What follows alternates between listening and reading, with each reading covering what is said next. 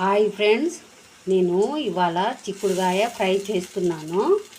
దీనిలో ఆయిల్ పోసుకొని చిక్కుడుగాయలు ఫ్రై చేసుకోవాలి.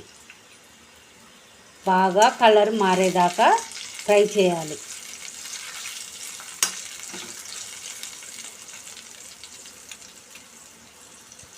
ఇలా ఫ్రై అయిన తర్వాత అల్లము,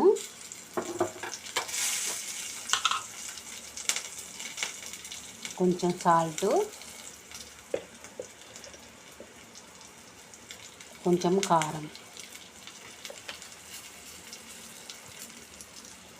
వేసుకొని ఇలా ఫ్రై చేసుకోవాలి.